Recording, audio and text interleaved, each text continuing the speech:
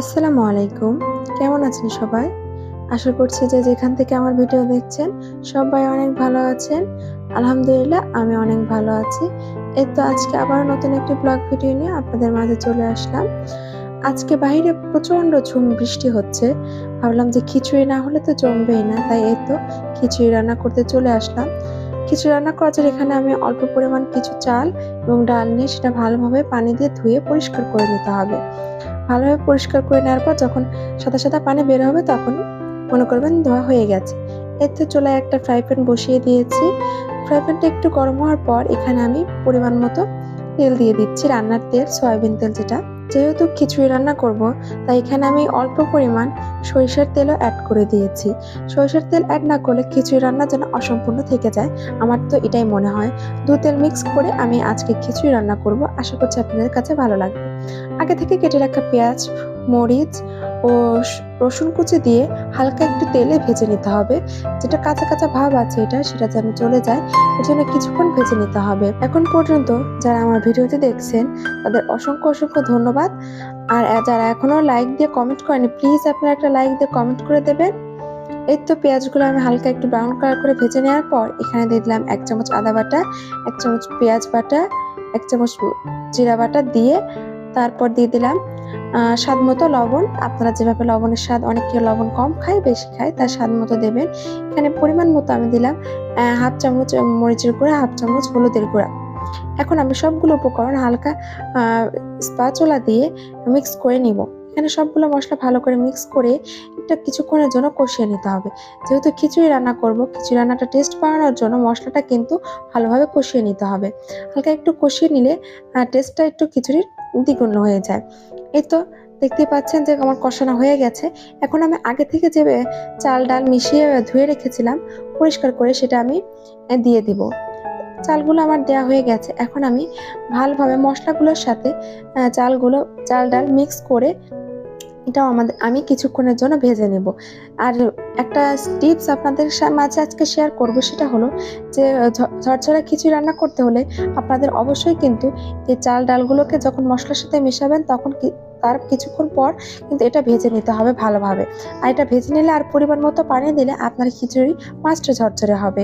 আমি কিন্তু এভাবেই সবসময় খিচুড়িটা রান্না করি, ভেজে নেই কিছুক্ষণ, তাহলে ঝরঝরে হয়। দেখবেন যখন পোলাও রান্না করি আমরা তখন কিন্তু আমরা কিছুক্ষণ ভেজে নিই, কারণ ঝরঝরে পোলাও খেতে হলে অবশ্যই আগে ভেজে নিতে হবে, তাহলে কিন্তু ঝরঝরে হবে।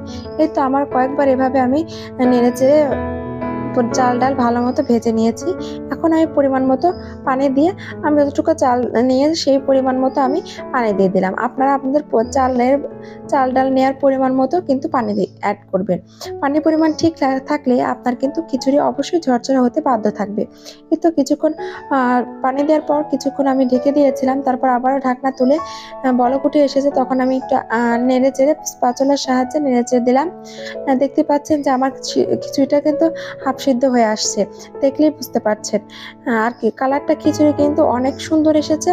আমার খিচুড়ি রান্নাটা কেমন হলো এবং কালারটা কেমন আসলো অবশ্যই কিন্তু আপনারা কমেন্টে জানাতে ভুলবেন না। অনেক ইউটিউবার আপুদের কারণে আমি এতদূর আসতে পেরেছি। আপনাদের দোয়া, ভালোবাসা এবং সাপোর্টের কারণে এতদূর আসতে পেরেছি। তাই আপনারা এভাবে আমার পাশে সাপোর্ট করবেন, থাকবেন। আপনাদের পাশেও আমি এভাবে সবসময় পাশে থাকবো। এই তো দেখতে পাচ্ছেন আমার খিচুড়ি রান্নাটা হয়ে গেছে, কতটা ঝরঝরে ও ইয়াম্মি দেখাচ্ছে। অবশ্যই আপনারা আমার এই পদ্ধতিতে বাসায় খিচুড়ি রান্না করে দেখবেন, অবশ্যই ভালো লাগবে। এই তো এখন আমি খিচুড়ির সাথে একটু অন্যরকম কিছু করতে চাইছিলাম।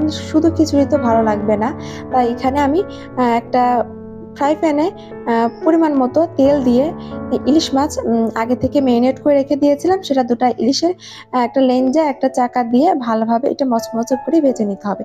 খিচুড়ির সাথে যদি ইলিশ মাছ থাকে তাহলে তো জমে যাবে। আর খিচুড়ি শুধু এমনি খেতে কিন্তু ভালো লাগে না, কিছু যদি থাকে সাথে ভাজাভুজি কিছু বা ভর্তা কিছু থাকে তাহলে কিন্তু টেস্টটা আরও ভালো লাগে। এই তো আমি ইলিশ মাছগুলো এপিট ওপিট করে দু পিঠ কিন্তু আমি ভালোভাবে ভেজে নিব। ইলিশ মাছ খেতে কার কাছে কেমন লাগে অবশ্যই কমেন্টে জানাবেন। আমার কাছে তো বেশ ভালো লাগে, আপনাদের কাছে কেমন লাগে কমেন্টে জানাতে কিন্তু ভুলবেন না।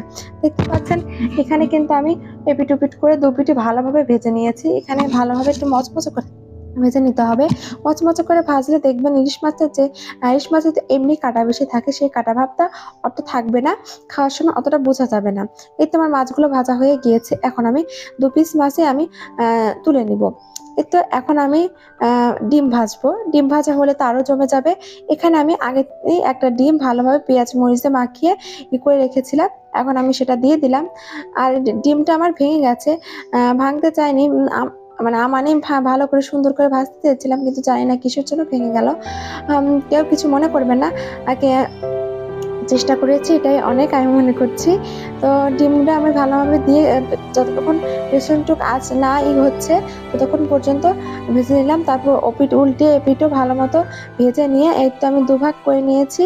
আসলে দুভাগ করে নিয়ে হয়ে গেছে, আমারও করতে হয়নি, ভেঙে গেছে কি আর করব, করতে চেয়েছিলাম। আসলে একটা ভিডিও করতে গেলে কিন্তু অনেকটা প্যারার মধ্যে থাকতে হয়, অনেকটা কষ্ট করতে হয়।